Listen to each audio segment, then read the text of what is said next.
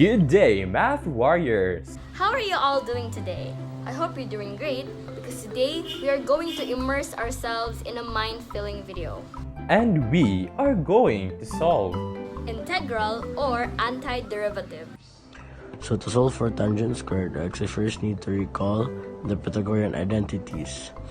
So in the Pythagorean identities, we can see the tangent squared x in this equation.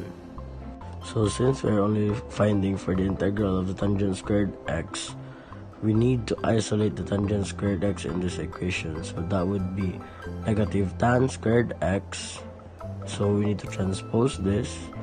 That would be negative sec squared x and positive 1. So since we are looking for a positive tangent squared x, we need to multiply the whole equation with negative 1. So that would be tangent squared x equals sec squared x minus 1.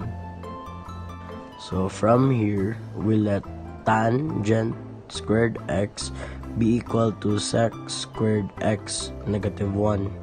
So we will use this equation here. So we will substitute tan squared x to sec squared x negative 1 dx. So now it becomes the integral of sec squared x negative 1 dx. Now this part, we will distribute the integral sign. We will get the integral of sec squared x dx negative the integral of 1 dx.